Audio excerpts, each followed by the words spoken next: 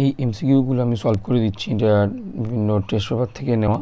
তোমরা খুব ভালো করে দেখো, যেগুলো আমাদের 2021 মাধ্যমিকের জন্য ভীষণ ভীষণ ইম্পর্টেন্ট। আর খুব ভালো করে এই এমসিকিউ এবং এরপরে আমি যেটা করব সেটা ফিল ইন মানে শূন্যস্থান পূরণ, ট্রু ফলস। এরপরে কোশ্চেন নাম্বার 4-এ যেটা আসে সেটাও মানে এই কোশ্চেন নাম্বার দেখো পরে যেটা আছে 2 মার্কসের কোশ্চেন, সেগুলোও সলভ করে দেবো। তোমরা খুব ভালো করে এই কোশ্চেনগুলো দেখতে থাকো। যে কোশ্চেনগুলো আমি একদম ফর্মুলা থেকে সলভ করে দিচ্ছি, যদি তোমরা এগুলোই শুধু দেখে নাও তোমাদের প্রিপারেশন কমপ্লিট হয়ে যাবে। খুব ভালো করে লক্ষ্য করবে এই ফর্মুলাগুলো এবং এই ম্যাথসগুলো খুব ভালো করে প্রিপারেশন নেবে। দেখতে থাকো। দেখো ফার্স্ট যে ম্যাথটা এখানে দিয়েছে সেটা হচ্ছে কোনো ব্যবসায় 1800 টাকা কিছু সময়ের জন্য, সময়টা কিন্তু বলে দেয়নি, এবং বি 1000 টাকা 9 মাসের জন্য খাটালো। খুব ভালো করে বোঝো, 1800 টাকা কিছু সময়ের জন্য এখানে আমি এক্স ধরে নিতে পারি, আর বি 1000 টাকা 9 মাসের জন্য কাটালো। উভয়ের লাভের পরিমাণ সমান, তাহলে টাকা কত সময়ের জন্য কেটেছিল। খুব ভালো করে একটা জিনিস বুঝবে, এই মূলধনের অনুপাত কিন্তু সবসময় লাভের অনুপাতের সাথে সমান হয়, এটা কিন্তু সব সময় খেয়াল রাখবে। ঠিক আছে, আমি ধরি এক্স মাসের জন্য কাটিয়েছিল। ঠিক আছে, আমি ম্যাথটা করতে থাকি, তোমরা দেখতে থাকো। এটা হচ্ছে 1-এরটা, আমি ডিটেলসেই সলভ করছি, তোমরা পরে শর্টেও আমি দেখিয়ে দেবো। ধরি টাকা এক্স মাসের জন্য এর টাকা লিখে দিই, তাহলে এর টাকা এক্স মাসের জন্য কেটেছিল। তাহলে এই 1800 ইন্টু এক্স, এত এক মাস হিসাবে এর মূলধন, এই মূলধনের অনুপাতটা দেখো এখানে যেটা বলেছে 9 মাসের জন্য কেটেছিল সেটা সমান হচ্ছে, লাভের পরিমাণ সমান, তাহলে মূলধনের অনুপাতগুলোও সমান হবে। আর এর হচ্ছে 1000 ইন্টু 9, এখান থেকে তোমাকে এক্সের ভ্যালু বের করতে হবে। কীভাবে বের করবো? 1000 ইন্টু 9, এটাকে আমি 18 ডিভাইড করে দিই। ঠিক আছে, ফার্স্টে দুটো জিরো আমি কেটে দিলাম, 9 দিয়ে কাটলে 2 দিয়ে কাটলে 5, তাহলে অ্যান্সার হলো 5। দেখো এখানে অপশন রয়েছে 5, তাহলে আনসার হবে 5 মাস, 5 মাস। তাহলে আমি এখানে আনসারটা এখানে লিখতে পারি। এখানে কোশ্চেন আমার আই আছে, আই মানে 1, আইএসসি 5 মাস, 5 মাস। ঠিক আছে, এইভাবে আমি এটাকে সলভ করব। তারপরটা দেখো 2-এরটা, 3x² + 8x + 2 সমীকরণের বীজদ্বয় আলফা বিটা বলে 1/α + 1/β মান। আমি আগে সমীকরণটা খুব ভালো করে এখানে লিখে নিই, দেখে নিই সেই সমীকরণ থেকে কীভাবে বীজদ্বয় কী রিলেশান পাওয়া যায়। 3x² + 8x + 2 = 0। খুব ভালো করে দেখবে, এই 3টা হচ্ছে x² সহগ।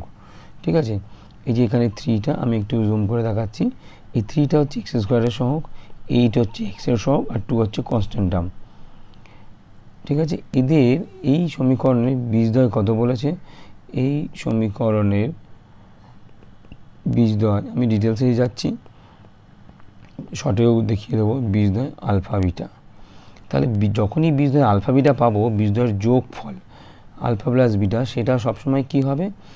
এই যে সহগটা x² যে সহগটা দেখতে পাচ্ছ, এইটা কিন্তু এই 8 নিচে চলে যাবে, মানে ডিভাইড হবে 8 দিয়ে, আর তার সাথে একটা মাইনাস আসবে, তাহলে -8/3।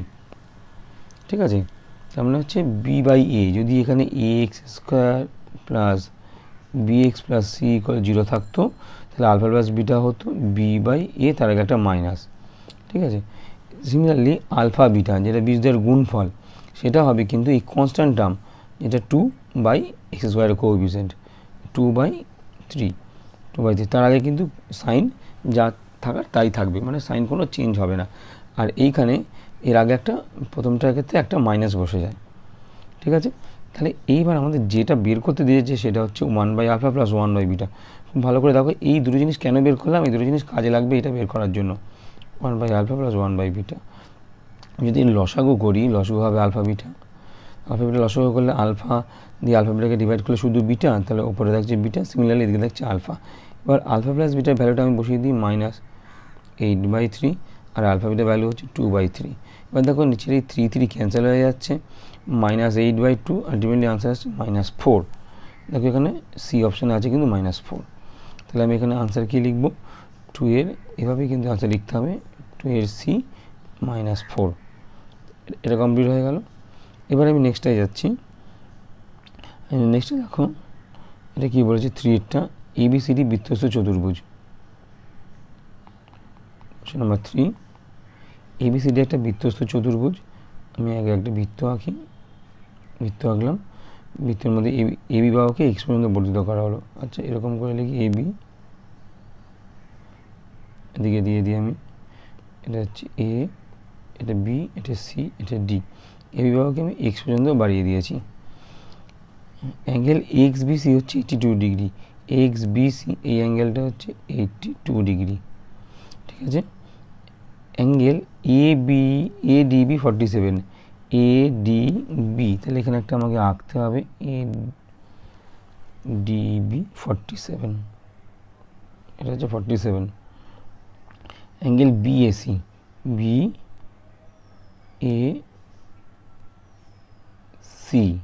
এই অ্যাঙ্গেলটার মান কত?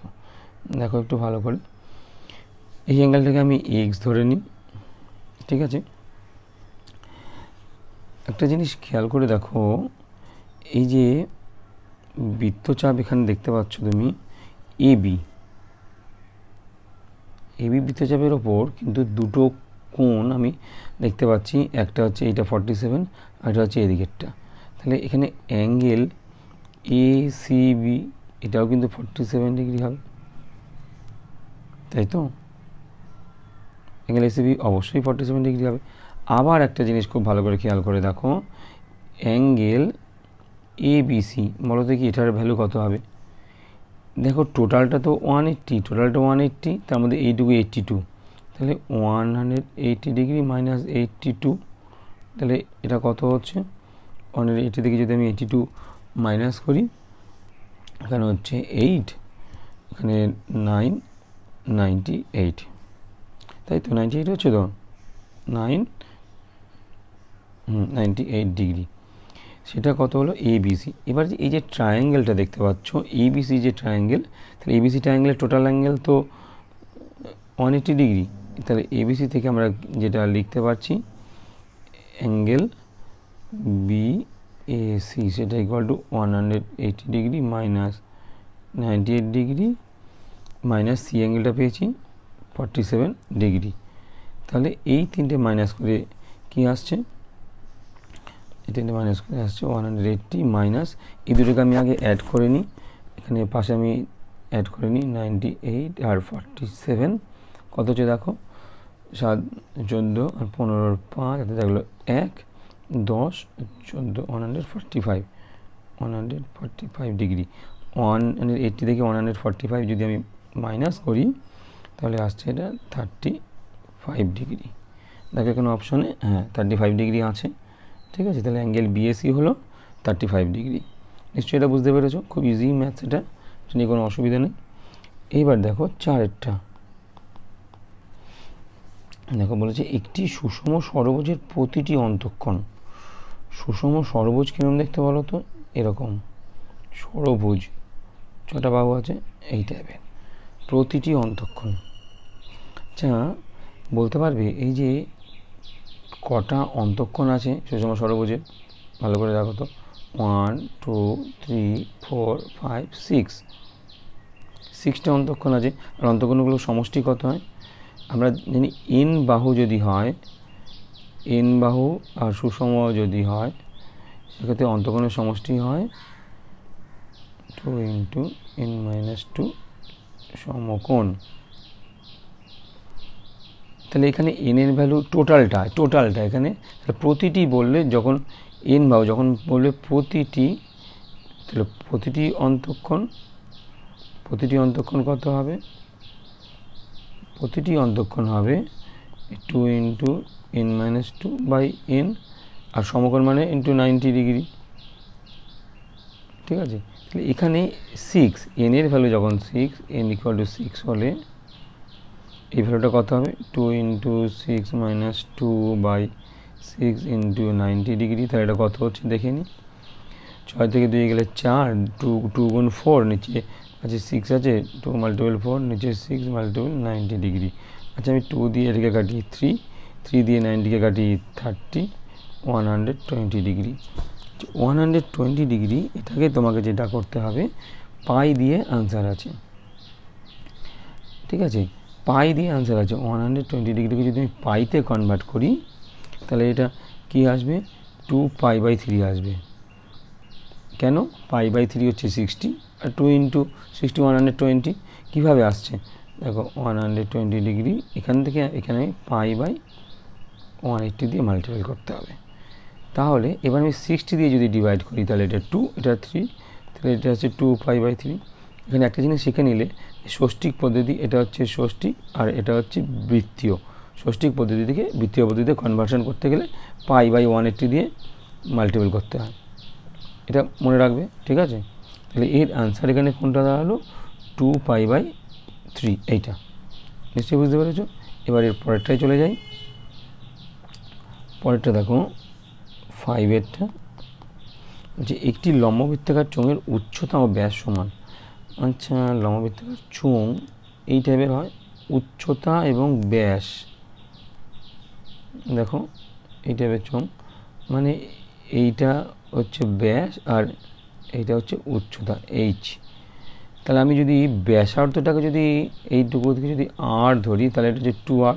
তাহলে এখানে লিখতে পারি, দেখো আমি টোটালটা পড়িনি, তার আগেই কিন্তু আমি কিছুটা ক্লু নিয়ে নিচ্ছি। 2r = h, উচ্চতা এবং ব্যাস সমান। চোঙটির আয়তন 2156 ঘনসেমি হলে চোঙটির ব্যাসার্ধ কত? আচ্ছা, চোঙের আয়তনের ফর্মুলা কি হয়, πr²h, এটা সমান হচ্ছে 2156। আচ্ছা, এইচটাকে আমি আর দিয়ে কনভার্ট করে দিই, আর পাইটাকে 22/7 দিয়ে কনভার্ট করে দিই, ইন্টু 2r = 2156। এইটাকে আমি আর কিউবটাকে লেফটে রাখি, আর আর কিউব = 2156 বাই একটা 2 আছে, একটা 22 আছে, আর 7টা ওপরে চলে যাবে, ঠিক আছে। এই এখানে আর কিছু হবে না, 7টা ওপরে চলে যাবে। এইবার এটাকে আমাকে ক্যালকুলেশন করতে হবে। 11 দিয়ে আমার মনে হচ্ছে যেতে পারে। আচ্ছা, 2 দিয়ে আগে যদি আমি এটাকে ডিভাইড করি, 2 দিয়ে করলে 2 2, 11 থাকছে 5 10,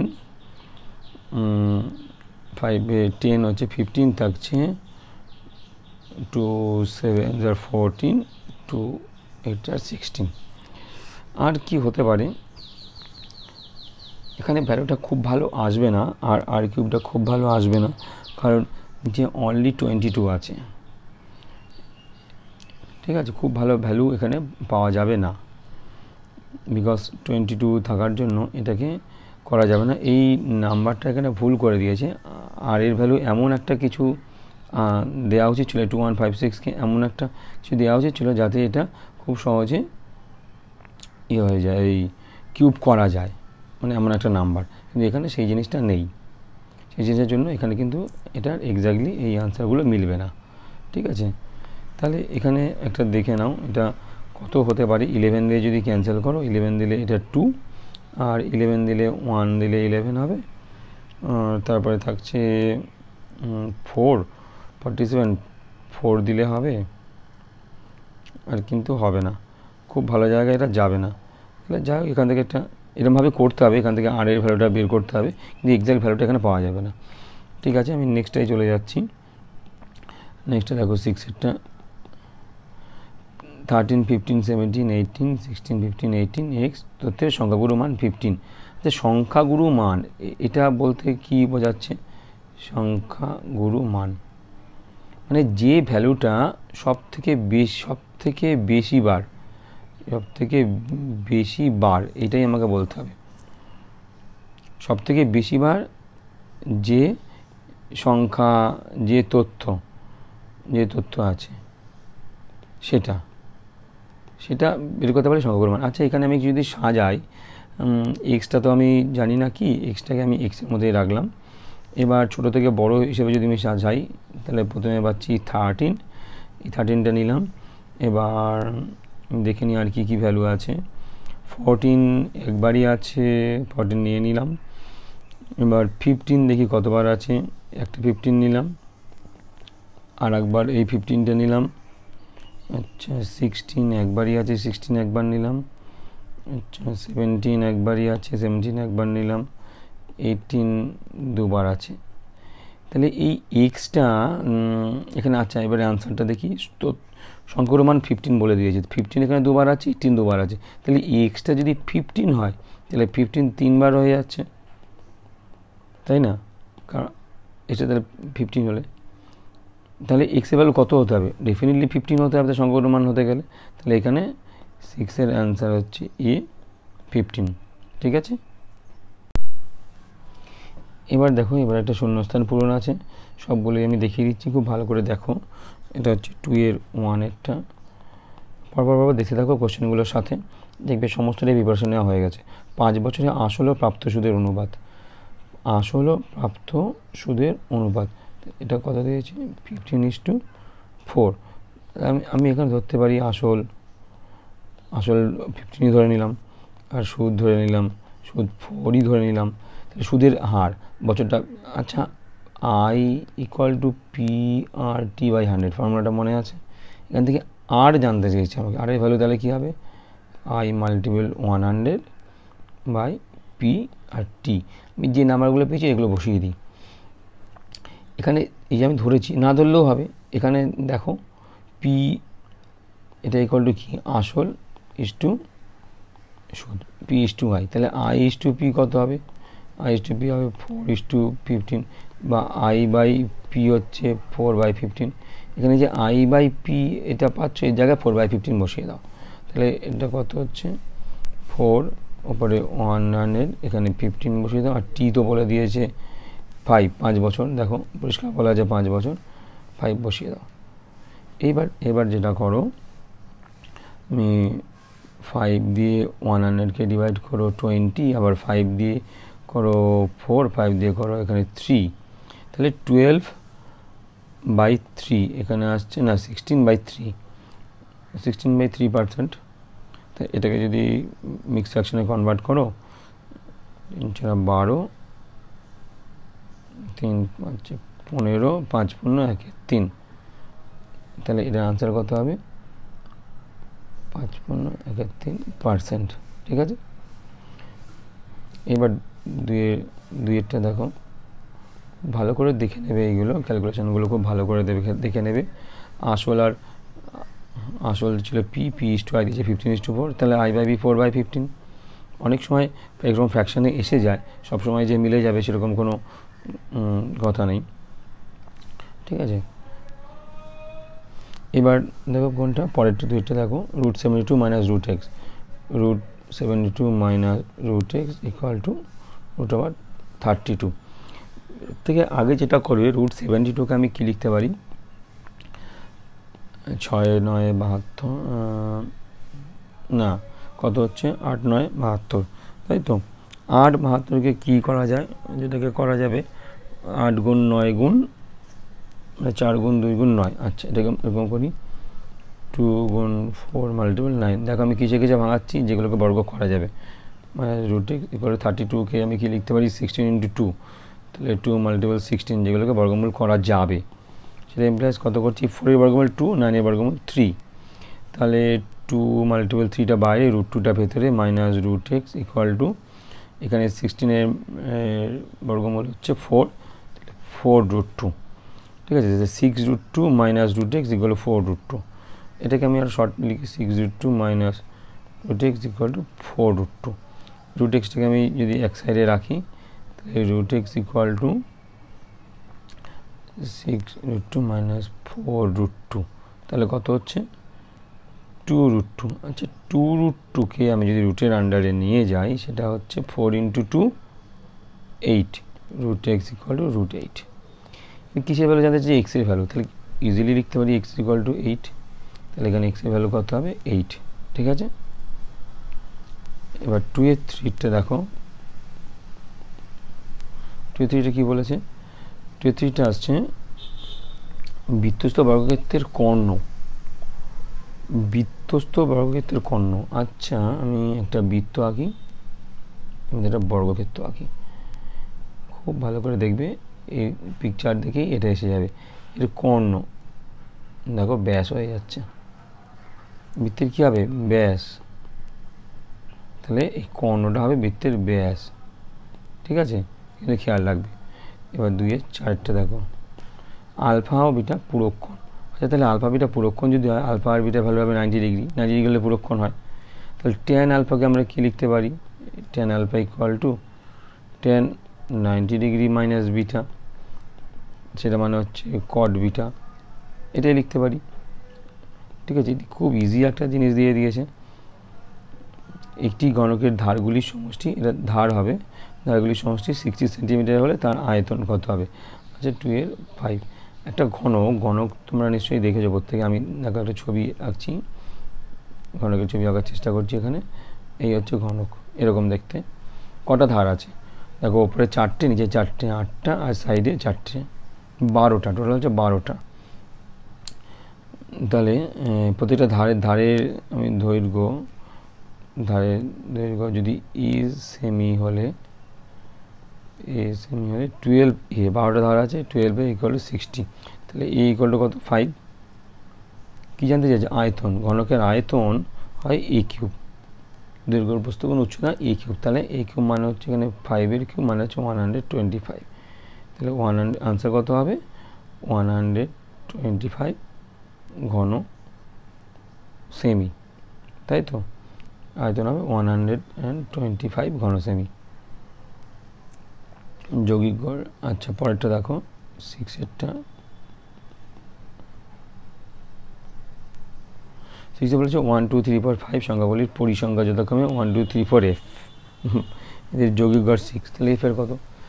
আচ্ছা পরিসংখ্যা মানে কি, 1 আছে 1 বার, 2 আছে 2 বার, 3 আছে 3 বার, তাহলে এখানে কি হবে 1 × 1 প্লাস 2 × 2 প্লাস 3 × 3 প্লাস 4 × 4 প্লাস 5 বেরোচ্ছে f, 5 × f। এইটাকে যদি কটা সংখ্যা আছে, 5টা সংখ্যা আছে, 5, এটা দিয়ে ডিভাইড করি, এদের যৌগিক গড় 6, এটা ইকুয়াল টু 6। এখান থেকে তোমাকে এফ এর ভ্যালু বের করতে হবে। তাহলে এখানে কি হচ্ছে, তাহলে 1 + 4 + 9 + 16 + 5f, সেটা ইকুয়াল টু 5 আর 6 আমি মাল্টিপল করে দিই 30 और 5f, সবগুলো কোথা থেকে নিয়ে যাই 30 মাইনাস, আচ্ছা 16 + 9 হচ্ছে 25, 25 + 5 30, তাহলে 30 - 30 0, তাহলে f ইকুয়াল টু 0, হ্যাঁ নেই, ঠিক আছে, এফ এর ভ্যালু 0, নিশ্চয়ই বোঝা গেছে এটা। এরপর দেখো কোশ্চেন নাম্বার 3, এটা হচ্ছে ট্রু ফলস। আমি 3-এর 1টা করি। 100 টাকার y% আর সরল সুদে y² বছরে মোট সুদ y³ টাকা, এটা মোট সুদ। তাহলে i ইকুয়াল টু ফর্মুলা আমরা যাই, i ইকুয়াল টু PRT/100, এই ফর্মুলায় বসিয়ে দিই সব কিছু। 100 টাকা, পি হচ্ছে 100 মাল্টিপল আর হচ্ছে y, আর y², এটা হচ্ছে বছর, টি হচ্ছে y², নিচে 100, এটা 100 কেটে গিয়ে y³ হচ্ছে, তাহলে এটা ট্রু, এটা হচ্ছে 2, তাই তো। এবার 2-এরটা দেখো, 3 2 px² - 5x + 6 সমীকরণ একটি বীজ অপরটির অনন্য হলে p = 1 হবে। দেখো ভালো করে, এটা খুব খেয়াল রাখবে, px² - 5x + 6 = 0, বীজ যদি অনন্য হয় এই দুটো ইকুয়াল হবে, p = 6, এখানে দিয়েছে p = 1, তাহলে এটা হবে না, এটা হবে ফলস, ঠিক আছে। 3-টা দেখো এবার, ABCD বৃত্ত হচ্ছে সামান্তরিক হলে AC হলো বৃত্তের ব্যাস। খুব ভালো করে দেখো, বৃত্ত হচ্ছে সামান্তরিক মানে সেটা আয়তক্ষেত্র হয়ে যাবে, আর অবশ্যই সেটা ব্যাস হবে, তাহলে এটা হবে ট্রু। 4-এরটা দেখো এবার, sin 12 - cos 18, sin 12 degree minus cos 78 degree.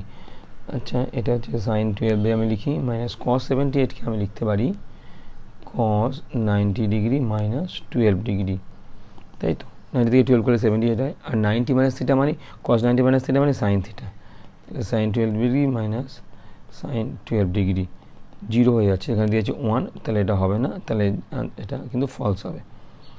এরপরটা দেখো 5-এরটা, কোণকের বাহুর দৈর্ঘ্য দ্বিগুণ করা হলে আয়তন পরিবের 4 গুণ হবে।